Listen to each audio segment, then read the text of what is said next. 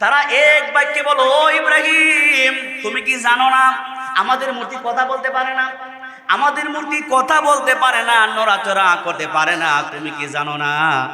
ইব্রাহিম আলাইহিস সালাম সুযোগ পাইলেন, সুযোগ পাইয়া বললেন, তোমাদের মূর্তি যদি কথাই বলতে পারে না, তোমাদের কথাই শুনে না, খাবারও খায় না, আবার যে তোমাদের খোদাকে হামলা করে মারে, তার মায়ের প্রতিশোধও নিতে পারে না, আটকাইতে পারে না, ওই মূর্তির উপাসনা কইরা তোমরা জাহান্নামী হওয়া ছাড়া কোনো রাস্তা, যেটা কোন রাস্তা?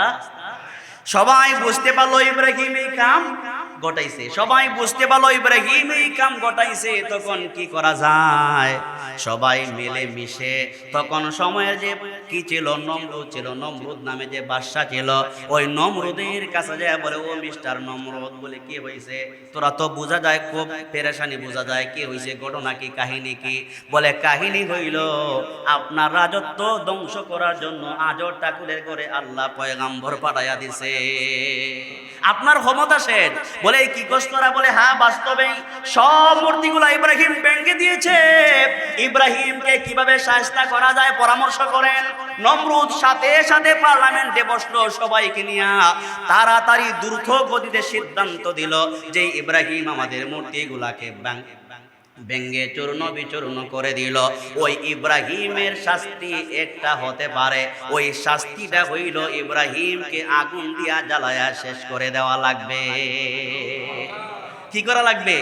লাকড়ি দিয়ে আগুন জ্বালানো হলো, লাকড়ি দিয়ে আগুন জ্বালায়া বিশাল আকারে আগুন লাগাইয়া নিজেই নিজের বাবা সন্তানকে বাঁচায়, নিজের যেই মা সন্তানকে লালন পালন করে, নিজের বাবা মা সুদ্ধা, বংশের সম্প্রদায় সুদ্ধা নিজের সন্তানকে আগুনে জ্বালায়া দেওয়ার জন্য রেডি কইরা নিয়ে গেছে। বিশাল আগুন, আগুনের মধ্যে পালাবার প্রস্তুতি চলছে। ইব্রাহিম আলাইহিস সালাম তাদেরকে বললেন, চিন্তার কোনো কারণ নাই, টেনশনের কোনো কারণ নাই, তোমরা আমি ইব্রাহিমকে যেই আগুনের মধ্যে ফেলতে চাও, ওই আগুনের মালিকও কিন্তু আমি ইব্রাহিমের রব। তোমরা আমাকে মারবা কেমনে? যে আগুনে ফেলতে চাও, আগুনের মালিক তো তোমরা না, আগুনের মালিক কে? সবাই মিলে ইব্রাহিমকে আগুনে ফেলে দিল। আগুনে নিক্ষেপ করার পরে সহি বর্ণনায় কতদিন কত মাস এটা কেউ বলে নাই। কোন বর্ণনায় আসছে 40 দিন, কোন বর্ণনায় আসছে 7 দিন। ইব্রাহিম আলাইহিস সালামকে আগুনের মধ্যে ফেলে দেওয়ার পরে নমরুদ তাকায়া দেখে, বিষয় কি বুঝতেছি না, এত প্রভাব, এত আগুনের এত প্রভাব, পাখিগুলা উপর দিয়ে যাইতে পারে না, উড়ে যাইতে পারে না, কিন্তু ইব্রাহিমকে আগুন তো জ্বালায় না। তাকায়া দেখে ইব্রাহিম ওই আগুনের মধ্যে জান্নাতি বিছানায় বসে আছে, ফুলের বাগানে যেন বসে আছে। তো ইব্রাহিমকে আগুন জ্বালাইতে পারে নাই। ইব্রাহিম আলাইহিস সালাম আগুনে পড়ার পরে উল্লেখ করা হয়েছে ফেরেশতা আসলেন, ফেরেশতা এসে বললেন, ও খলিলুল্লাহ ইব্রাহিম আলাইহিস সালাম, যদি আপনি পারমিশন দেন আমি আপনাকে একটু সাহায্য করতে পারি। ইব্রাহিম আলাইহিস সালাম বলিষ্ঠ যে বললেন, ফেরেশতা শোনো, আমি যে রবের ইবাদত বন্দেগী করি, আপনার সাহায্যের কোনো প্রয়োজন নাই। আমার রব তো আর অন্ধ নন। আমি ইব্রাহিম যে আগুনে পড়লাম, আমার রব অবশ্যই আমাকে দেখতেছেন, আর আমার রব অবশ্যই আমাকে আগুন দিয়া জ্বালাইবেন না, আমাকে বাঁচাবেন। আজকের এই জুমায় আমরা আলোচনা করব হজের সাথে সম্পৃক্ত যেই নবী ছিলেন, যেই নবীজির মাধ্যমে পুনরায় রব্বুল আলামিন কাবা ঘর তথা বাইতুল্লাহকে পুনরায় নির্মাণ করালেন। আমাদের সকলের পিতা মিল্লাত আবিকুম ইব্রাহিম, যিনি হচ্ছেন সমগ্র জাতির পিতা, হযরতে ইব্রাহিম আলাইহিস সালাম সম্পর্কে কিছু আলোচনা করব। যেহেতু আল্লাহ রাব্বুল আলামিন আদম পয়গম্বরের পরে নূহ আলাইহিস সালাম দুনিয়াতে আসছিলেন। নূহ আলাইহিস সালাম একাধারে রাতে দিনে 950 বৎসর দ্বীনের দাওয়াত দিয়েছেন। 950 বছর দ্বীনের দাওয়াত দেওয়ার পরে আল্লাহর কাছে দোয়া করলেন। উনি দেখলেন ওনার উম্মতরা ভালো না, দিনে রাতে দাওয়াত দিয়েও উনি কি করতে পারেন না, কুল কিনারা করতে পারেন নাই। তারা ওনার দ্বীনের দাওয়াতকে গ্রহণ করেন। আল্লাহর কাছে দোয়া করলেন, আল্লাহ 950 বছর দিনের দাওয়াত দিলাম, কিন্তু কেউ কালিমা পড়ল না। আল্লাহর কাছে দোয়া করলেন, আল্লাহ পাক যেন কঠিন আযাব দিয়ে সমগ্র জাতিকে ধ্বংস করেন, শায়েস্তা করেন। কেন? একজন পয়গম্বর হয়ে, একজন নবী হয়ে নিজের উম্মতদের ধ্বংসের জন্য দোয়া করলেন কেন? একটা প্রশ্ন আসতে পারে না? কারণ একজন নবী তো উম্মতের জন্য আযাবের বদদোয়া করতে পারেন না, আযাব হোক, উম্মতের শাস্তি হোক, এই বদদোয়া করতে পারেন না। করেছেন এই কারণে যে উনি যেহেতু 950 বছর দিনের দাওয়াত দিলেন, কালিমা কেউ গ্রহণ করলো না, সুতরাং এই জাতি যদি দুনিয়াতে বেঁচে থাকে, এই জাতির গর্ভ থেকে, এই জাতির মধ্য থেকে ভবিষ্যৎ প্রজন্ম যতটা আসবে, একটাও মানুষ হবে না, প্রত্যেকটা শিরিক গুনাহ লিপ্ত থাকবে, মূর্তি পূজায় লিপ্ত থাকবে, আল্লাহর বিরোধিতা করবে, আল্লাহর নাফরমানি করবে। আর দুনিয়াতে আল্লাহর নাফরমানি যত বেশি হবে, দুনিয়া নাপাক হবে, আল্লাহর গজব আযাব বাড়বে।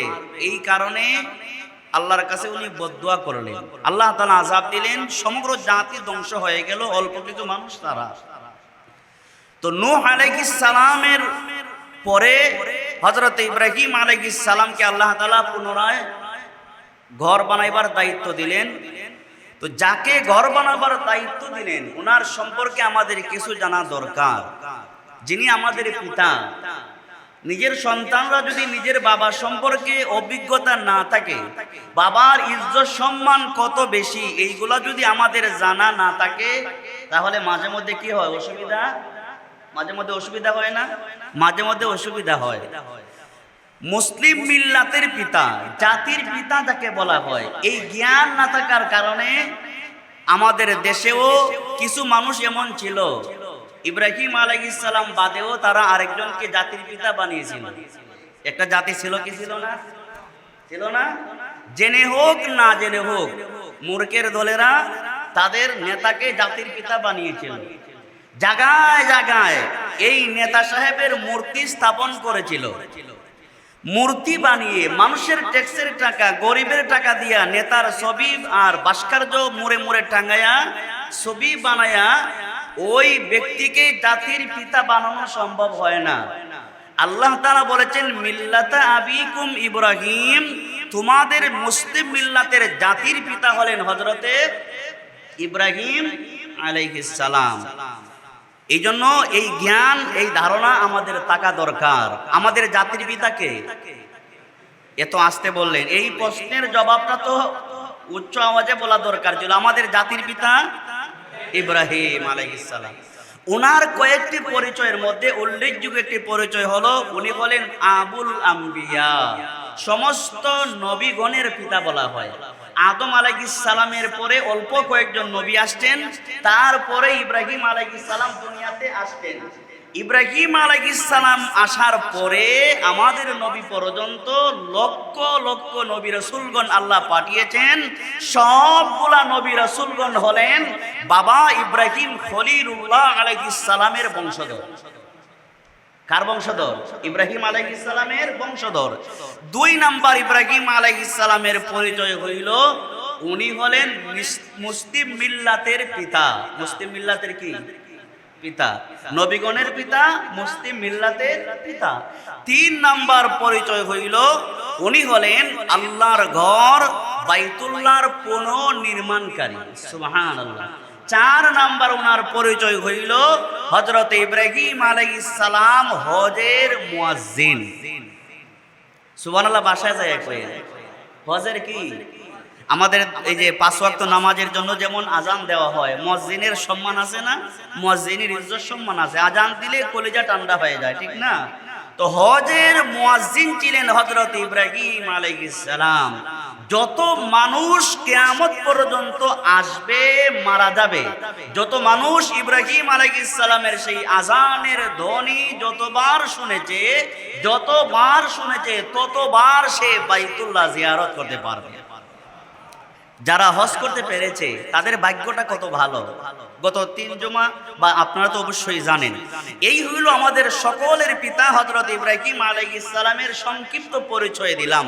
এবার আসেন আল্লাহ তাআলা কোরআনুল কারীমে যে আয়াত থেকে আজকে আলোচনা করব, সেই আয়াতটা হলো ওয়া ইযিব তালা ইব্রাহিম রাব্বুহু বিকালিমাতিন ফাআতাম্মাহুন্না। এই আয়াতের ব্যাখ্যায় অনেকগুলা তাফসীরের কিতাবে যা লেখা হয়েছে, মুফাসসিরগণ লেখছেন এই আয়াত দিয়ে আল্লাহ রাব্বুল আলামিন তার পয়গম্বর ইব্রাহিমকে কেউ বলেছেন 10টি পরীক্ষা করেছেন, কেউ বলেছেন 20টি পরীক্ষা করেছেন, কেউ বলেছেন 30টি পরীক্ষা করেছেন, কেউ বলেছেন এর চাইতে আরো বেশি পরীক্ষা করেছেন। কথা কি বুঝতেছেন কি বলতেছি? আমাদের পিতা ইব্রাহিম আলাইহিস সালামকে আল্লাহ পরীক্ষা নিছেন। এই পরীক্ষাগুলো একটা পরীক্ষা ছোটখাটো পরীক্ষা না। আমাদের স্কুলে যে পেপার পার্সা নিয়ে হাজির হই, এই পরীক্ষা না। এমন কিছু পরীক্ষা আছে যেগুলা নিজের জীবন বাজি রেখে পরীক্ষা করেছেন, আলোচনায় আসবে ইনশাআল্লাহ ধারাবাহিকভাবে। তো আল্লাহ তাআলা মোটামুটি আমাদের পয়গম্বরকে 10টি পরীক্ষা নিছেন। এই 10টির কথাই আমি বলবো আপনাদের সামনে। কয়টি পরীক্ষা নিছেন? জোরে বলেন, কয়টি পরীক্ষা নিছেন? 10টি পরীক্ষা নিছেন। এবার আপনাদের মনে প্রশ্ন জাগতে পারে, আল্লাহ তাআলা পরীক্ষা নেন কেন? পরীক্ষা নেওয়ার উল্লেখযোগ্য একটি কারণ হলো, স্বাভাবিকভাবে ছাত্র ছাত্রীদের পরীক্ষার মাধ্যমে তাদের লেখাপড়ার কোয়ালিটি যাচাই করা হয়। লেখাপড়ার কি কোয়ালিটি যাচাই করা হয়। তদ্রুপ ইমানদার যারা, মুমিন যারা, মুসলমান যারা, তাদেরকে আল্লাহ পরীক্ষা নেন এই কারণে, মুসলমানদের ঈমানকে আরো শক্তিশালী করার জন্য, মুসলমানদের ঈমানকে আরো মজবুত করার জন্য। সুবহানাল্লাহ। তো ইব্রাহিম আলাইহিস সালামকে আল্লাহ তাআলা কমপক্ষে 10টি পরীক্ষা নিছেন। কয়টি? 10টি পরীক্ষা। মাত্র নবী আলাইহিস সালাম ইব্রাহিম আলাইহিস সালাম, উনি সারা ওনার আশেপাশে যত হাজারো মানুষ ছিল, একটাও মুসলমান ছিল না। সব কয়টা শিরিক পূজা, মূর্তি পূজা, গাছের পূজা, আগুনের পূজা, বিভিন্ন পূজাতে লিপ্ত ছিল। চিন্তা করেন, যিনি একমাত্র কালিমায়ে তাওহীদের দাওয়াত দিবেন, একমাত্র আল্লাহকে যিনি মানেন, বুঝেন, যার ইবাদত বন্দেগী করেন, উনি ছাড়া আর কেউ তার ইবাদত বন্দেগী করে না। সবাই শিরিক পূজা করে, মূর্তি পূজা করে, নিজের হাতে মূর্তি বানায়া তার ইবাদত বন্দেগী করে। এমন একটা জাতির মধ্যে, এমন মানুষদের মধ্যে আল্লাহ পাক তার খলিলুল্লাহকে নির্বাচিত করে বাছাই করে পাঠিয়েছেন। নবুয়তি পাওয়ার পরেই তার পরীক্ষা শুরু হয়ে গেছে। যেদিকে তাকান সেদিকেই মূর্তি পূজা দেখা যায়, যেদিকে যান সেদিকেই মানুষেরা নিজের হাতে মূর্তি বানায়া তার সামনে মাথা নত করে তাকে সেজদা করে। তো এই সমস্ত মানুষদের সামনে দ্বীনের দাওয়াত দেওয়া কঠিন না সহজ? জুড়ে বলেন, কঠিন না সহজ? সবচাইতে দুঃখের বিষয় হইল হযরত ইব্রাহিম আলাইহিস সালাম সমগ্র জাতি তো মূর্তি পূজায় লিপ্ত ছিলই, বিশেষ করে ওনার বাবা আদর ঠাকুর, ওনার মা পর্যন্ত মূর্তি পূজায় লিপ্ত ছিল। যেই ঘরে জন্ম নিছেন, যেই মায়ের গর্ভে জন্ম নিছেন, যেই বাবা তাকে লালন পালন করে বড় করলেন, মিস্টার আজর মিয়া নিজেই মূর্তি পূজায় লিপ্ত। নিজেই কি পূজায় লিপ্ত? মূর্তি পূজায় লিপ্ত। কাজেই পরিস্থিতি কি না, তেমন ভালো না, কঠিন এক পরিস্থিতি চলে আসছে।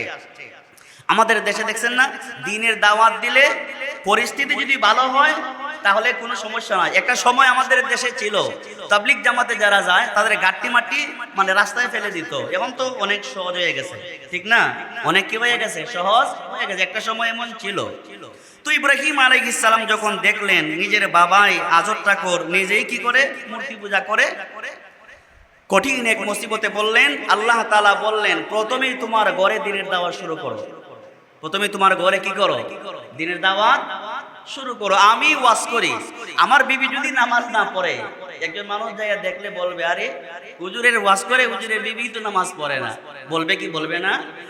তো ইব্রাহিম আলাইহিস সালাম দ্বীনের দাওয়াত দিবেন পয়গম্বর, বাহিরে দাওয়াত দেওয়ার আগে নিজের ঘরে যুদ্ধ শুরু করার দরকার আছে না? নিজের ঘরেই তো দ্বীনের দাওয়াত দেওয়ার কি আছে, দরকার আছে। আল্লাহ বলেছেন ইয়া আইয়ুহাল্লাযীনা আমানু কু আনফুসাকুম ওয়া আহলিকুম নারা, তুমি নিজে বাঁচো, তোমার আহালকে বাঁচাও। ইব্রাহিম আলাইহিস সালাম তার পিতা, তার পরিবার পরিজন, বংশধর সম্প্রদায়কে জিজ্ঞেস করলেন তোমরা কিসের ইবাদত করো? সবাই এক বাক্যে বলল কালু না'বুদু আসনামা, আমরা তুমি যেই মাবুদের ইবাদত বন্দেগী করো সেই মাবুদের ইবাদত বন্দেগী করি না, আমরা তো আমাদের মূর্তির পূজা করি। জুরে কোন নাউজুবিল্লাহ। জানিয়ে দিলেন ইব্রাহিম আমরা কার পূজা করি? আমরা মূর্তির পূজা করি। ইব্রাহিম আলাইহিস সালাম যখন শুনলেন তার পিতা বললেন আমরা মূর্তির পূজা করি, এই সেই হাবিজাবি করি, ইব্রাহিম আলাইহিস সালাম তখন তার সম্প্রদায়কে আল্লাহর দিকে ডাকলেন। কার দিকে ডাকলেন? আল্লাহর দিকে ডাকলেন। কিভাবে ডাকলেন? আল্লাহ পাক হযরতে ইব্রাহিম আলাইহিস সালামের সেই দাওয়াতের কথাটাও আল্লাহ কোরআনে উল্লেখ করেছেন। সুবহানাল্লাহ। إذ قال لقومه اعبدوا الله واتقوه ذلكم خير لكم إن كنتم تعلمون। হযরত ইব্রাহিম আলাইহিস সালাম বললেন তোমরা আল্লাহর ইবাদত বন্দেগী করো এবং আল্লাহ পাককে তোমরা ভয় করো, এটাই হইল তোমাদের জন্য উত্তম। সুবহানাল্লাহ। কত সুন্দর করে দাওয়াত দিলেন। উনি ইশারায় বোঝায়া দিলেন তোমরা ওই মাবুদের ইবাদত বন্দেগী করো, সুতরাং তোমরা যে মূর্তির পূজা করো ওই মূর্তি তোমাদের রব হতে পারে? তোমাদের মূর্তি তোমাদের রব হতে পারে না, তোমাদের উপাস্য হতে পারে না, তোমাদের ইলাহ হতে পারে না, তোমাদের প্রভু হতে পারে না। তোমাদের মূর্তি তোমাদের কোনো উপকারেও আসতে পারে না। এমন রবের ইবাদত বন্দেগী করো যেই রব তোমাদেরকে সাহায্য করতে পারেন, আর ওই রবের ইবাদত বন্দেগী করাটাই হইল তোমাদের জন্য সবচাইতে শ্রেষ্ঠ। সুবহানাল্লাহ। ইসলাম ধর্মই তো শ্রেষ্ঠ, ঠিক না? ইন্নাদ দীনা ইনদাল্লাহিল। হযরত ইব্রাহিম আলাইহিস সালাম যখন তাদেরকে আহ্বান করলেন, দাওয়াত দিলেন, হযরত ইব্রাহিম আলাইহিস সালাম নিজের বংশধরকে দাওয়াত দিলেন। আর সব বংশধরকে দাওয়াত দেওয়ার আগে হযরত ইব্রাহিম আলাইহিস সালাম সর্বপ্রথম নিজের ঘরে নিজের বাবাকে দাওয়াত দিলেন। সর্বপ্রথম কাকে দাওয়াত দিলেন? নিজের ঘরে নিজের বাবাকে আস্তে আস্তে করে দাওয়াত দিলেন। কারণ নিজের বাবা যদিও বিধর্মী হয়, ওই বাবা বিধর্মী হলেও বাবাকে সম্মান মর্যাদা দিয়ে কথা বলার দরকার আছে না নাই? নিজের ঘরে ইব্রাহিম আলাইহিস সালাম নিজের বাবাকে দাওয়াত দিলেন কিভাবে? আল্লাহ তাআলা বলেন ওয়া ইয ক্বালা ইব্রাহিমু লিআবিহি আযারা আতাত্তাখিযু আসনামান আলিহা ইন্নী আরাকা ওয়া কওমাকা ফী যালালিম মুবিন।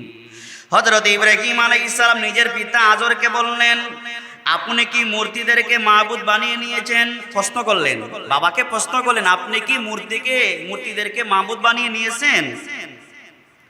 আমি তো দেখছি আপনি এবং আপনার সম্প্রদায় স্পষ্ট গোমরাহিতে লিপ্ত আছেন। প্রশ্নবোধক শব্দ করে বললেন আপনি কি ওই মূর্তিগুলাকে মাবুদ বানিয়ে নিয়েছেন? সত্যি যদি ওই মূর্তিগুলাকে আপনারা মাবুদ বানিয়ে নিয়ে থাকেন তাহলে আমি দেখতে পাইতেছি আপনারা স্পষ্ট কি গুনায়? স্পষ্ট শিরিক গুনায়, আল্লাহর নাফরমানিতে আপনারা লিপ্ত আছেন। কথা ঠিক কিনা? কারণ মূর্তি পূজা কোনো মানুষ করতে পারে? যদি বলেন কোন মানুষ করতে পারে? দলালিম মুবিন। মূর্তি পূজা মানে আপনারা পরিষ্কার গোমরাহিতে লিপ্ত আছেন। আপনারা যে মূর্তি পূজায় লেগে আছেন এটা সত্যের পথ নয়, এটা সিরাতে মুস্তাকিমের পথ নয়, এটা জান্নাতের রাস্তা নয়, এটা চিরস্থায়ী জাহান্নামের রাস্তা। সুতরাং বাঁচতে যদি হয় দুনিয়া আখিরাতে আল্লাহর আযাব আর গজব থেকে যদি বাঁচতে হয় তাহলে মূর্তি পূজা ছেড়ে দিয়া এক আল্লাহর গোলামিতে লিপ্ত হতে হবে, এক আল্লাহর ইবাদত বন্দেগী করতে হবে। ঠিক কিনা? দুঃখের বিষয় হলো ইব্রাহিম আলাইহিস সালাম, জাতির পিতা ইব্রাহিম আলাইহিস সালাম মূর্তির বিরুদ্ধে কথা বললেন, মূর্তির বিরুদ্ধে দাওয়াত দিলেন। দুঃখজনক হলো সত্য, আমাদের দেশে কেউ কেউ জাতির পিতার উম্মত দাবি করে, সন্তান দাবি করে, আবার রাস্তায় রাস্তায় নিজের বাবার মূর্তি বানাতে চাইছিল, ঠিক কিনা? ঠিক কিনা?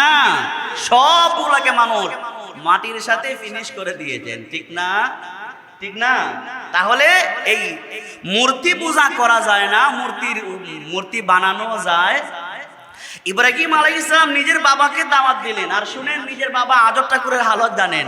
নিজের বাবা নিজে মূর্তি বানাইতো, মূর্তির কারিগর ছিলেন আজব ঠাকুর। ইব্রাহিম আলাইহিস সালামের বাবা কি ছিলেন? মূর্তি বানাইবার কারিগর ছিলেন। আর তখন সময়ের বাদশা ছিল মিস্টার নমরুদ। নমরুদের প্রভাবশালী একজন মন্ত্রীও ছিলেন। মিস্টার নমরুদের কি ছিলেন? পরামর্শদাতা ছিলেন, মন্ত্রীও ছিলেন, আবার একদিকে মূর্তির কারিগরও ছিলেন। যেই মাত্র নিজের ছেলে জন্ম নিয়া নিজের বাবাকে নিজের বাবাকে কালিমার দাওয়াত দিলেন, বাবা আজব ঠাকুরের তো শরীরে গুস্তি আগুন লেগে উঠছে। আরে কি সন্তান জন্ম দিলাম, হে আমার ঘর জন্ম নিয়া আমারই কথা কয়, আমার এই মূর্তির বিরুদ্ধে কথা বলে, আমার ধর্মের বিরুদ্ধে কথা বলে। তার পরিটা শরীর যেন গরম হয়ে উঠছে। কি হয়ে উঠছে? একদম গরম হয়ে উঠছে। যখন গরম হয়ে উঠলো, গরম হয়ে ওঠার পরে আর কি বললেন ইব্রাহিম আলাইহিস সালাম? আর কি বললেন? ইব্রাহিম আলাইহিস সালাম বললেন যে আপনারা যেই ইবাদত বন্দেগী, যার ইবাদত বন্দেগী করেন, ইদ কালা লি আবিহি ইয়া আবাতি লিমা, মানে ইব্রাহিম আলাইহিস সালাম বলেন তোমরা যে মূর্তির পূজা করো, লা ইয়াসমাউ ওয়া লা ইউবসিরু, তোমাদের মূর্তি তো দেখেও না, শুনেও না, এটা নড়াচড়াই করতে পারে না, বাঁশ দিয়া ঢিকা দিয়া রাখা লাগে। কি দিয়া রাখা লাগে? বাঁশ দিয়া ঢিকা দিয়া রাখা লাগে। ওই মূর্তির উপাসনা তোমরা করো, যেটা তোমাদের কোনো উপকার করতে পারে। এই দাওয়াত যখন দিলেন, শুনেন, এই দাওয়াত দেওয়ার পরে মিস্টার আজব ঠাকুর এমন গরম হয়েছে, এমন রাগ হয়েছে, রাগান্বিত হইয়া কি বলে দেখেন, কি বলতেছে আল্লাহ কোরআনে বলেন, ক্বালা আরাগিবুন আনতা আলিহাতি ইয়া ইব্রাহিম লা ইল্লাম তানতাহি লা আরজুমান্নাকা ওয়াহজুরনি মালিয়া। ইব্রাহিম আলাইহিস সালাম দাওয়াত দেওয়ার পরে তার বাবা আজব ঠাকুর কি বলতেছে শুনেন।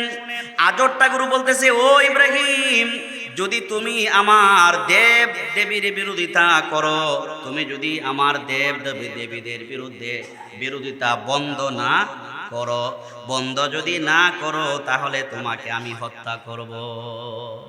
নাউজুবিল্লাহ কইবেন না? হত্যা করব কে বলছে? জুড়ে কোন কে বলছে?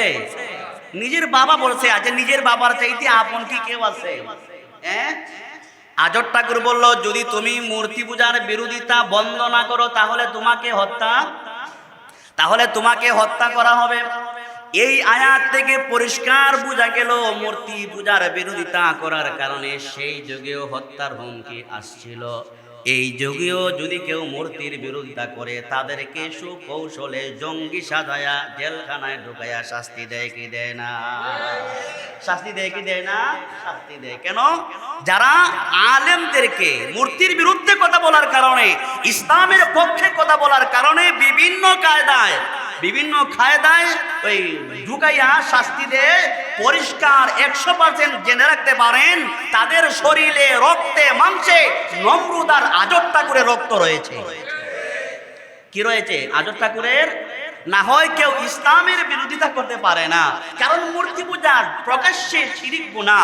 আল্লাহর আযাব যেখানে আসে, আল্লাহর গজব যেখানে আসে, সেখানে আজব ঠাকুরকে সুন্দর করে নিজের বাবাকে নসিহত করলেন। বাবা রাগান্বিত হইয়া, গুসা হইয়া বলে, বাবা, বেটা আমার ঘরে জন্ম নিয়ে আমার মূর্তির বিরুদ্ধে কথা বলো, যদি এই কথা তুমি বন্ধ না করো, তাহলে তোমাকে আমি হত্যা করব। নাউজুবিল্লাহ বলেন। আমি তোমাকে হত্যা করব। আর কি করব?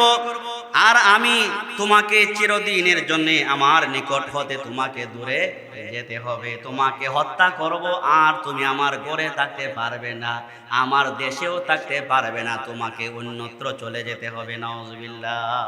আমার ঘরে থাকতে পারবা না, আমাদের দেশে আরে কথাগুলো কিন্তু কোরআনের কথাগুলো বাস্তব, শুধু বাস্তব না, আল্লাহর কসম কিয়ামতের আগ পর্যন্ত আল্লাহ যে কোরআন নাজিল করেছেন, সব সময় আপনি ধ্যান ও মগ্নে যদি কোরআনের আয়াত শুনেন, কোরআনের ব্যাখ্যা যদি শুনেন, আপনি বলতে বাধ্য হবেন মনে হয় যেন আল্লাহ এই ঘটনাকে উল্লেখ করে কোরআন মাত্র নাজিল করেছেন।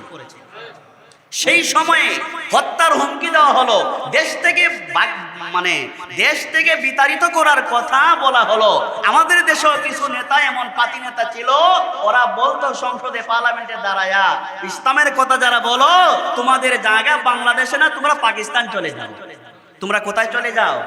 পাকিস্তান চলে যাও, বলতো না? বলতো। তো ইসলামের কথা যারা বলে তারা আজও আছে, ইলা ইয়াউমিল কিয়ামা, কিয়ামত পর্যন্ত থাকবে। মগর ইসলামের বিরোধিতা যারা করো, তোমরা থাকবা না। তোমরা এক সময় কি থাকবা না? থাকবা, দুনিয়াতে থাকতে পারবা না, কিন্তু তোমাদের আযাব লাশাদীদ, কঠিন থেকে কঠিন আযাব আল্লাহর পক্ষ থেকে আছে না নাই? আছে না নাই? নিজের বাবা যখন নিজের সন্তানের বিরুদ্ধে এমন হুমকি দিল, নিজের বাবা যখন নিজের সন্তানকে এমন হুমকি দিল, হুমকি দেওয়ার পরে কি বলছিলাম, আল্লাহ পাক তার পয়গম্বর ইব্রাহিম আলাইহিস সালামকে পরীক্ষা করতেছেন। কি করতেছেন? পরীক্ষা। কি কঠিন পরীক্ষা দেখেন তো। নবুয়তি দিলেন, একদিকে দিনের দাওয়াত দিবেন, কই তোমার ঘরে নিয়ে আগে দাওয়াত দাও। তো দাওয়াত যখন শুরু করলেন, নিজের বাবা তাকে হত্যা করার জন্য রেডি হয়ে গেল। যেই ঘরে তাকেন খান বাবার ঘরে, এই ঘরে যদি হত্যার হুমকি পায়, নিজের জানের নিরাপত্তা না থাকে, তাহলে বিপদটা কত মহা বিপদ চিন্তা করেন। হযরত ইব্রাহিম আলাইহিস সালাম এই হত্যার হুমকি পাওয়ার পরেও উনি বিচলিত হন নাই, মন ঘাবড়ান নাই, বরঞ্চ একটা মুহূর্তের জন্য আল্লাহর দ্বীনের দাওয়াত উনি বন্ধ করেন নাই। বন্ধ করেন নাই। এইভাবে চলতে চলতে, সংক্ষেপে বলি কারণ এই 2-3 জুমার ভিতরে আলোচনা শেষ করতে হবে। এইভাবে চলতে চলতে কিছুদিন যাওয়ার পরে সবাই রেডি হইল, তাদের একটা অনুষ্ঠান, মেলায় যাইবে। কই যাইবে? মেলাতে যাবে। সবাই সিদ্ধান্ত করলো চলো মেলায় যাই। সবাই মিলে ইব্রাহিম আলাইহিস সালামের কাছে গেল। ওরা তো জানে ইব্রাহিম আলাইহিস সালাম যে দ্বীনের দাওয়াত দেয়। যাই বলতেছে, ইব্রাহিম চলো আমরা মেলাতে যাব, তুমিও যেতে হবে। ইব্রাহিম আলাইহিস সালাম সুকৌশলে বললেন, আমি যেতে পারবো না, আমার শরীরটা তেমন ভালো, আমি অসুস্থ, যেতে পারবো না। মানে মানসিকভাবে অসুস্থ। কেন? তোমরা যে মূর্তি পূজা করে জাহান্নামী হয়ে যাচ্ছ, তোমাদের টেনশনে আমি অসুস্থ। একজন নবীর কত দরদ, সুবহানাল্লাহ। তো আল্লাহ তাআলা ইব্রাহিম আলাইহিস সালামে কি কঠিন থেকে কঠিন পরীক্ষা নিচ্ছেন। সবাই মিলিয়া মেলায় চলে গেল। ইব্রাহিম আলাইহিস সালাম এই সুবর্ণ সুযোগকে কাজে মনে কইরা বড় একটা কোরাল হাতে নিলেন। কি নিলেন? বড় একটা কোরাল হাতে নিলেন। তো কোন কোন কিতাবে এইভাবে আছে, হযরত ইব্রাহিম আলাইহিস সালামের মা কিন্তু মেলায় যান নাই, উনি ঘরে ছিলেন। উনি ভাবতেছেন, আরে আমার সন্তান তো দেখা যায় খুব ভালো। উনি ঘর থেকে কিছু খাবার হাতে নিলেন, খাবার নিয়ে মূর্তিদেরকে, মা জিজ্ঞেস করলেন কই যাও, বলে মূর্তির ঘরে যাচ্ছি, আমার আব্বা তো প্রতিদিন মূর্তিকে খাবার দেয়, আমার আব্বা যেহেতু মেলায় চলে গেছে, আমি আজকে খাবার দিয়ে আসি। সাথে কোরআন নিলেন। নিজের মা মনে মনে মহা খুশি, আরে সন্তান কত ভালো, মূর্তির খেদমত করবে, আবার লাকড়ি এই কোরাল দিয়া লাকড়ি কেটেও বাড়িতে। আরে সন্তান যদি কাজ করে মা বাবা খুশি না? খুশি। ইব্রাহিম আলাইহিস সালাম কোন লাকড়ি আনবে এটা তো আর উনি জানে না। কুরআন হাতে নিয়ে ঘরে আল্লাহর নাম নিয়ে ঢুকছেন। ঢুকে দেখে শত শত মূর্তিগুলো আছে, একটা বড় শয়তানের মতো দাঁড়ায় রয়েছে। তো উনি এইগুলার কাছে যায়, একটা একটা করে কাছে যায়, আর যায় বলতেছে, প্রতিদিন আমার আব্বা তোদেরকে খাবার দেয়, একটা দিন তোরা খাবার খাস না। আজকে যদি খাবার তোমরা না খাও তো খবর আছে। আজকে খাবার না খাইলে কি আছে? খবর।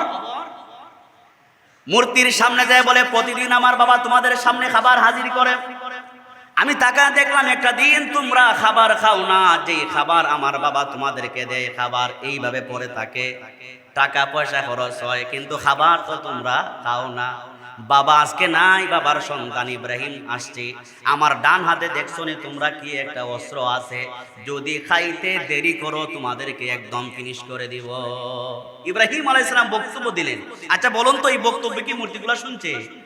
এই বক্তব্য কি মূর্তি শুনছে? মূর্তি তো শুনিব না, কারণ তারা শুনেও না, কথাও বলে না, কিছুই তারা পারে না।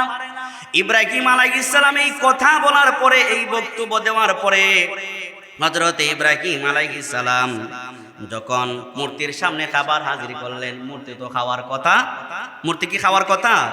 মূর্তি তো খাওয়ার কথা না। হযরত ইব্রাহিম আলাইহিস সালাম মূর্তিদেরকে বললেন, ফারাগা ইলা আলিহাতিহিম ফাকালা আলা তাকুলুন, তোমাদেরকে খাবার যে দিলাম তোমরা কেন খাও না? জিজ্ঞেস করে মূর্তিরাই, তোরা খাস না কেন, তোমরা খাও না কেন? মা লাকুম লা তানতিকুন, তোমরা কেন খাও না? তোমাদের কি হলো? তোমরা কথা বলছো না কেন? উনি তিরস্কার করতেছে আর কি, এই মূর্তি তোমরা কথা বলো না, খাও না, নড়াচড়া করো না, তোমাদের কি হলো? আসলে তো মূর্তি কোনো কথাই বলার শক্তি নাই। ফারাগা আলাইহিম দরবান বিল ইয়ামিন, ডান হাতে কি ছিল? বড় একটা কোরাল ছিল। ইব্রাহিম আলাইহিস সালাম ডান হাত দিয়া বিসমিল্লাহ নিয়ে করে আল্লাহর নাম নিয়ে মূর্তিগুলাকে ভাঙতে শুরু করলেন। সুবহানাল্লাহ, আল্লাহু আকবার বলেন। মূর্তিগুলাকে কি করতে লাগলেন? ভাঙতে শুরু করলেন। হযরত ইব্রাহিম আলাইহিস সালাম এই মূর্তিগুলাকে ডান হাত দিয়ে ভাঙলেন। ভাঙতে ভাঙতে ভাঙতে ভাঙতে এদের অপরাধ কি? খায় না, কথাও বলে না, এই খাবারগুলো এমনি পড়ে থাকে। রাগে গুসায় সব ভাঙিয়া বড় যে মূর্তিটা ছিল এটার ঘাড়ে কোরালটা আস্তে করে রাইখা উনি বাসায় যায় দুম দুমে। তো উনার বাবা আসলেন, চতুর্দিকে হই হুল্লার শুরু হয়ে গেল। ঘরে যায় দেখে তাদের খোদা যে আছে না, দেবতা মূর্তি যে আছে, একটাও নাই, সব তামা তামা, সব কি হয়ে গেছে? তামা তামা হয়ে গেছে। বড়টা দাঁড়িয়ে আছে। তো জিজ্ঞেস করলো, ওই মানে পাড়ার প্রতিবেশীর মধ্যে হই হুল্লোড় শুরু হয়ে কে কে এই ঘটনা ঘটাইলো। অনেকেই বলা বলি করলো, ইব্রাহিম ছাড়া এই কাহিনী অন্যকে ঘটানো সম্ভব না। সবাই বলা বলি করলো, ইব্রাহিম ছাড়া এই কাহিনী কেউ ঘটাবার সাহস করবে না, কারণ ইব্রাহিম আমাদের মূর্তির বিরোধিতা করে। ইব্রাহিম আমাদের মূর্তির বিরোধিতা করে। ইব্রাহিম ছাড়া আমাদের মূর্তির বিরোধিতা আর কেউ, ইব্রাহিম ছাড়া আমাদের মূর্তির বিরোধিতা কেউ করে না। সবাই যায় হযরতে ইব্রাহিম আলাইহিস সালাম বাবা আজর ঠাকুরকে ধরলো, তোমার ছেলে সন্তানকে জিগাও।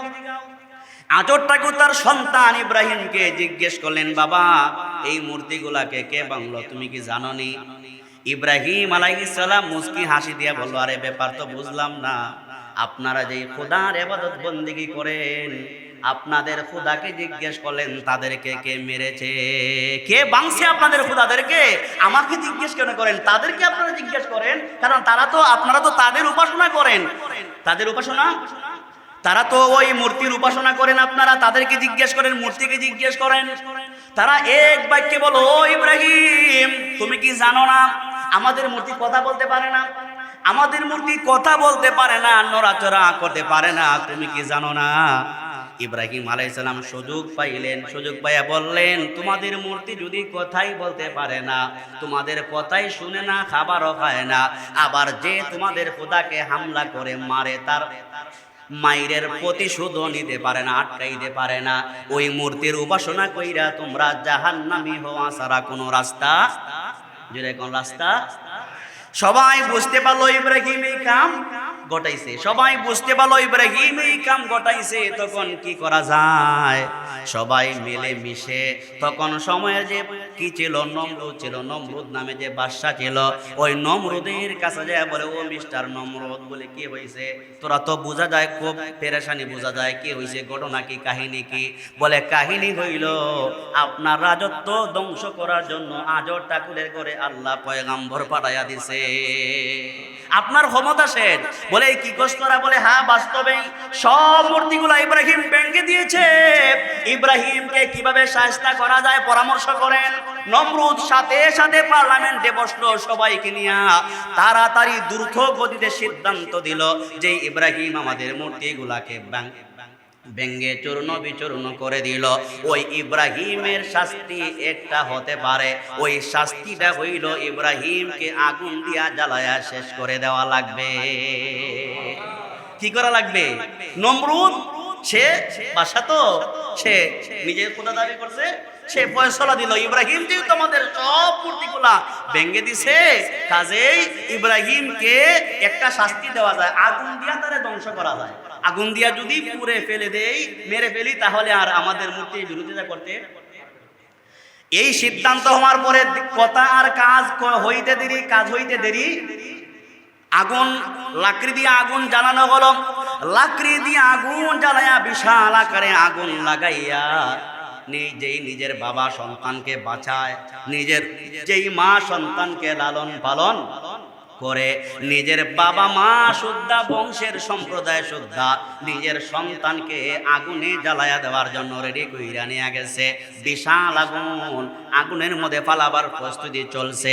ইব্রাহিম আলাইহিস সালাম তাদেরকে বললেন, চিন্তার কোনো কারণ নাই, টেনশনের কোনো কারণ নাই। তোমরা আমি ইব্রাহিমকে যেই আগুনের মধ্যে ফেলতে চাও, ওই আগুনের মালিকও কিন্তু আমি ইব্রাহিমের রব। তোমরা আমাকে মারবা কেমনে? যে আগুনে ফেলতে চাও, আগুনের মালিক তো তোমরা না, আগুনের মালিক কে? সবাই মিলে ইব্রাহিমকে আগুনে ফেলে দিল। আগুনে নিক্ষেপ করার পরে সহি বর্ণনায় কতদিন কত মাস এটা কেউ বলে নাই। কোন বর্ণনায় আসছে 40 দিন, কোন বর্ণনায় আসছে 7 দিন। ইব্রাহিম আলাইহিস সালামকে আগুনের মধ্যে ফেলে দেওয়ার পরে নমরুদ তাকায়া দেখে বিষয় কি বুঝতেছি না, এত প্রভাব, এত আগুনের এত প্রভাব, পাখিগুলা উপর দিয়ে যাইতে পারে না, উড়ে যাইতে পারে না, কিন্তু ইব্রাহিমকে আগুন তো জ্বালায় না। তাকায়া দেখে ইব্রাহিম ওই আগুনের মধ্যে জান্নাতি বিছানায় বসে আছে, ফুলের বাগানে যেন বসে আছে। তো ইব্রাহিমকে আগুন জ্বালাইতে পারে নাই। ইব্রাহিম আলাইহিস সালাম আগুনে পড়ার পরে উল্লেখ করা হয়েছে ফেরেশতা আসলেন। ফেরেশতা এসে বললেন, ও খলিলুল্লাহ ইব্রাহিম আলাইহিস সালাম, যদি আপনি পারমিশন দেন আমি আপনাকে একটু সাহায্য করতে পারি। ইব্রাহিম আলাইহিস সালাম বলিষ্ঠ যে বললেন, ফেরেশতা শোনো, আমি যে রবের ইবাদত বন্দেগী করি, আপনার সাহায্যের কোনো প্রয়োজন নাই। আমার রব তো আর অন্ধ নন। আমি ইব্রাহিম যে আগুনে পড়লাম, আমার রব অবশ্যই আমাকে দেখতেছেন, আর আমার রব অবশ্যই আমাকে আগুন দিয়া জ্বালাইবেন না, আমাকে বাঁচাবেন। সাহায্য চাইলেন কার কাছে? আগুনে পড়েও ইব্রাহিম পরীক্ষা দিতেন। সুবহানাল্লাহ, আগুনে পড়েও আল্লাহ পরীক্ষা নিচ্ছেন ফেরেশতা পাঠায়া। ফেরেশতাকে বলেন, ফেরেশতা তুমি পরীক্ষা নেওয়ার জন্য আসছো? না না, তোমার সাহায্যের প্রয়োজন নাই, আমার রবই আমার জন্য। উনি বললেন, হাসবুনাল্লাহু ওয়া নি'মাল ওয়াকিল, নি'মাল মাওলা ওয়া নি'মান নাসির। হাসবুনাল্লাহ ওয়া নি'মাল ওয়াকিল, আমার রবের সাহায্যই আমার জন্য যথেষ্ট। সুবহানাল্লাহ। আগুনে নিক্ষেপ করা হলো, আগুন কিন্তু জ্বলে না। আগুন থেকে উঠে আসলেন। নমরুদ তাকায় দেখলো যে ইব্রাহিমকে আগুন জ্বালাইতে পারে না, ইব্রাহিমকে আর টর্চার করা যাবে না। ইব্রাহিমকে যদি টর্চার করতে যায় তাহলে আমি নমরুদ ক্ষমতাচ্যুত হতে পারি, ঠিক কিনা? তাকে আর কিছু করার দরকার নাই, তাকে আর কিছু বলার দরকার নাই। আমরা একটা কাজ করি, বলি কি কাজ? আমরা একটা কাজ করতে পারি, আজ থেকে আমাদের সম্প্রদায়ের যারা ইব্রাহিমের কাছে যাবে, ইব্রাহিমের কালিমা যারা গ্রহণ করবে, আমাদের মূর্তির পূজা বাদ দিয়া যারা ইব্রাহিমের রবের পূজা করবে, রবের ইবাদত বন্দেগী করবে, তাদেরকে মামলা মুকদ্দমা দিয়া জেলে ঢুকাইয়া রাখবো, আর জীবনভর তাদেরকে জেলে ঢুকাইয়া শাস্তি দিব। এই আইন জারি করে দিল, নাউজুবিল্লাহ, এই আইন জারি করে দিল। এইভাবে আল্লাহ পাক ইব্রাহিম আলাইহিস সালামকে আগুনে ফেলে পরীক্ষা নিলেন, 2 নাম্বার পরীক্ষা। তো ইব্রাহিম আলাইহিস সালামকে যখন আর কোনোভাবেই পারলো না, আগুনে পালাইও পারলো না, 3 নাম্বার পরীক্ষা ইব্রাহিম আলাইহিস সালামকে নমরুদ সিদ্ধান্ত দিল। আজরটা করে ডাইকে বলতেছে, সংক্ষেপে বলতেছি, ও মিয়া, তোমার সন্তান তো এই দ্বীনের দাওয়াত দিতেই আছে, কালিমার দাওয়াত দিতেই আছে, সে তো বন্ধ করে না। একটা কাজ করা যায়, তোমার সন্তানকে বলো সে যেন দেশ থেকে কি করে, হিজরত করে যেন চলে যায়, ইব্রাহিম আলাইহিস সালামকে আল্লাহ ওহীর মাধ্যমে জানায়া দিলেন, ইব্রাহিম, যেই দেশের মানুষ তোমাকে আগুনে ফেলে হত্যা করতে চায়, তোমার বাবা তোমাকে মারতে চায়, এই দেশের মানুষ ভালো না। ইব্রাহিম আলাইহিস সালাম যেই দেশে আসছিলেন, দেশটার নাম, বর্তমান নাম হইল ইরাক। বর্তমান নাম কি? ইরাক। ইরাকে আসছিলেন। আল্লাহ বলেন, ইরাকের মানুষ যেহেতু ভালো না, তোমার জানের নিরাপত্তা নাই, ইব্রাহিম তুমি হিজরত করে বর্তমানের ফিলিস্তিনে তুমি চলে যাও। বর্তমানে যে ফিলিস্তিন, আল্লাহ বললেন ইব্রাহিম এই জায়গায় থাকার জায়গা না, এটা তোমার জন্য নিরাপদ নয়। 3 নাম্বার পরীক্ষা, আল্লাহ পাক বললেন ইব্রাহিম তুমি তোমার জান বাঁচায়া ফিলিস্তিনে চলে যাও। ফিলিস্তিনের মানুষ বড় ভালো, সেখানে মানুষ বড় সভ্য, আদব আখলাকে, তাদের চরিত্রে আখলাকে সব দিকে তারা উন্নত আখলাকওয়ালা, চরিত্রওয়ালা। আপনি ফিলিস্তিনে চলে যান, সেখানে আপনার দ্বীনের দাওয়াত তারা গ্রহণ করবে। আর আল্লাহর উদ্দেশ্য হলো সেই ফিলিস্তিনে মসজিদে আকসা নামে একটা মসজিদ ইব্রাহিমের মাধ্যমে আল্লাহ নির্মাণ করবেন। কি মসজিদ বানাবেন? সুবহানাল্লাযী আসরা বিআবদিহি লাইলাম মিনাল মাসজিদিল হারামি ইলাল মাসজিদিল আকসা। ইব্রাহিম আলাইহিস সালাম যে বাইতুল্লাহ পুনরায় নির্মাণ করলেন, আর মসজিদে আকসা যে ইব্রাহিম আলাইহিস সালাম নির্মাণ করলেন, এই আয়াতের মধ্যে আল্লাহ পাক ইশারা দিয়ে বুঝিয়ে দিলেন সুবহানাল্লাহ। সময় শেষ, সময়। এই কথাগুলো বলতে কয়েক ঘন্টার প্রয়োজন, সংক্ষেপে আমি আপনাদেরকে শোনালাম। 3 নাম্বার পরীক্ষা, এতটুকু স্মরণ রাখবেন। 3 নাম্বার পরীক্ষা, ইব্রাহিম আলাইহিস সালামকে আল্লাহ বললেন হিজরত করে ইরাক ছেড়ে ফিলিস্তিনে আপনি চলে যান, সেই জায়গাটা আপনার জন্য নিরাপদ। এখন ফিলিস্তিনের দিকে উনি রওনা দিবেন। রওনা দেওয়ার পরে অনেক সুন্দর কাহিনী আছে, আগামী জুমায় বলবো ইনশাআল্লাহ। হায়াতে বেঁচে থাকলে আগামী জুমায় বলবো ইনশাআল্লাহ। এতটুকু স্মরণ রাখেন, উনি ইরাক থেকে ফিলিস্তিনের উদ্দেশ্যে রওনা দিবেন, উনি পুরা প্রস্তুতি আছে। আগামী জুমায় এই জায়গা থেকে শুরু করবো ইনশাআল্লাহ।